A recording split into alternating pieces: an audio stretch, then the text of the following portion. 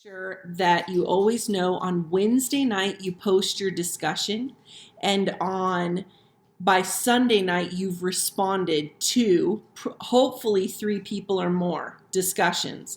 And that brings me to my second point. I want to go over the rubric with you. And the reason why is because I feel like my last 4 classes I've taught, the students never quite looked at the rubric. So they were getting low grades on the discussion section for no reason, because it's so easy. It really is about a conversation between you and your classmates. And the more you write, the more I have to grade, and the more response and communication back and forth, the higher the rubric grade is, because 2 of the categories are about that. So I just want to go over that with you. Anything else I wanted to say? And then Sundays. Sunday night is your discussion with by Wednesday night you've posted your discussion. Thursday, Friday, Saturday you've responded to people. They're done by Sunday night.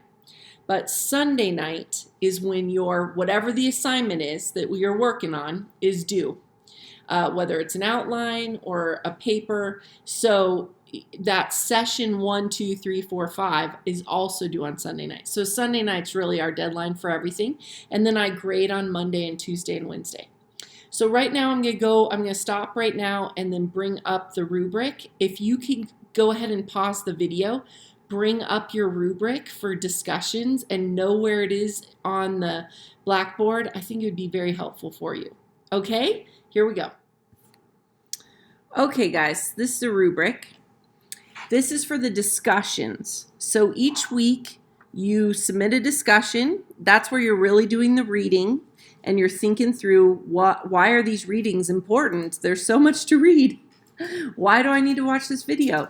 And then you're responding to a prompt, okay? And this, every week, are my students' lowest grades for no reason. They could have a very nice high A in the discussion category, but I think that no one actually looks at the rubric. So I'm making a quick video to double check that you've looked at the rubric. So hopefully you've pulled it up on Blackboard at this point. If not, you've got to go back into Blackboard and look for this on the discussion, in your discussion assignment. Okay, let's go over it real quick.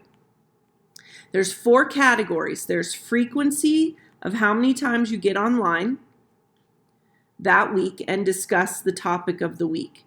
There's the initial post quality, the first thing that you write.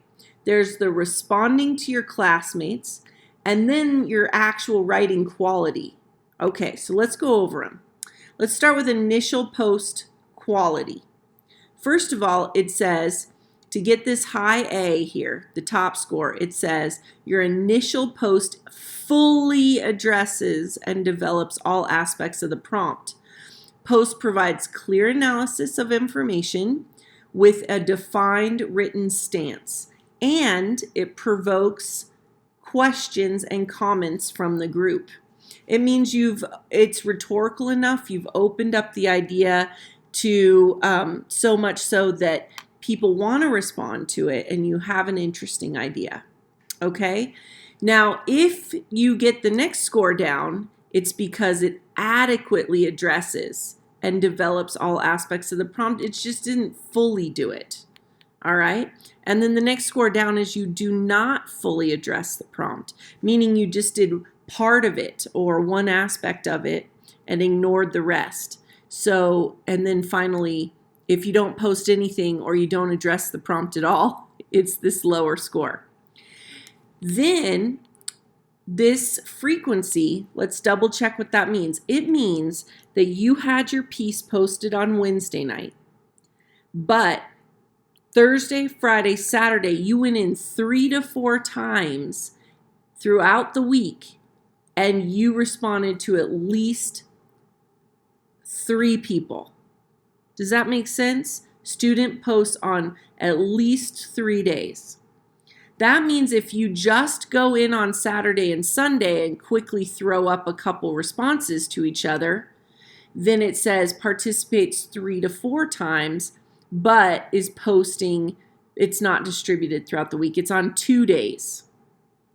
Now, if you only do it on Sunday real quick because you were working overtime, which I totally understand, and it happens, but then you quickly respond to 2 to 3 people, you'd at least get this score.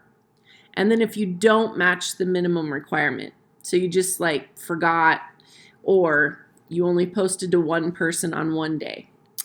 Okay, so that's the frequency. And the reason why is because ideas should develop throughout the week. And you read someone else's and it gets a little stronger in your head, and you thinking through your response to them is when you're learning. That's when you're learning it. Now your response posts, it says a minimum of 2 response posts demonstrates in-depth analysis. The problem is you can't just respond to 2 people if you want the full score in the frequency, because you need to post on at least 3 days. So ignore this word 2. Make sure it says 3. That doesn't make any sense.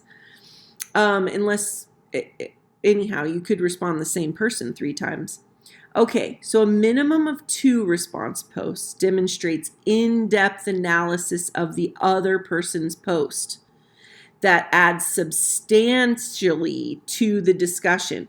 It means you've read their idea, you've taken it in, you've put it up against our weekly readings or a video, whatever was in that session, and you have really responded to them with a cool question or idea, or you've challenged them in some positive way, or you've encouraged them to look at something from a different angle, but you've really shown that you're thinking through their idea.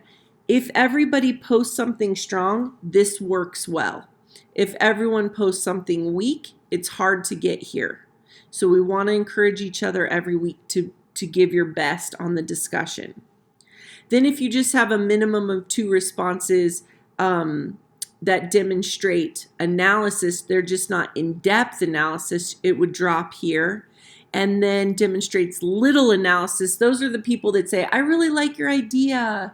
That was so cool, I never thought about it that way. That's this score. All the way down here, you're going to get a C or lower. And then, of course, we drop real low right here when you didn't do it at all. Okay?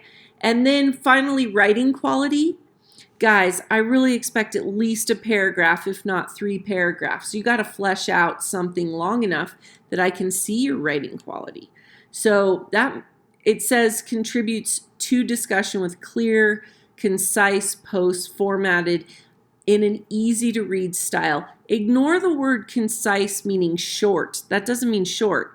It means that you're not adding in a lot of extra like, I was thinking, what do you think about? No, it's academically sounding. It's accurate grammar and spelling, as strong as you can get it. Okay, contributes to the discussion and contains minor problems, minor issues. It drops down. Multiple issues, meaning you didn't edit it, you're not capitalizing the first word of your sentence, you don't know where to put the periods. So you need to be a strong enough writer to at least give me complete sentences, and or it drops down even more to you have serious organizational problems. Okay, so that's the rubric on the discussions. When you get to the session rubrics, I want you to read that too, because there's another category down here that says biblical worldview. That means each and every topic, you are connecting it to your Christian faith, your Christian worldview, or thinking through, God's version of it. Even if it's a psychology, let's say, paper, and you are quoting all academic speakers, you'd look at it through the lens of the Bible as well. So that just adds one more layer for you on the big assignments. Okay? I hope that's helpful. I'm hoping that you guys have started out the course strong and you're feeling encouraged, and I'm here for you. Okay? I might add one more thing in a minute. All right. Let's just wrap this up by saying, this is Gabby, my dog. She will not stay still on the floor, so she wanted to say hi. And in case you didn't check, my contact information, if you need anything, if you're having a bad day, if you miss a deadline, if you need to ask me to clarify any notes I gave you, anything, I'm really good on the cell phone, so you can text me.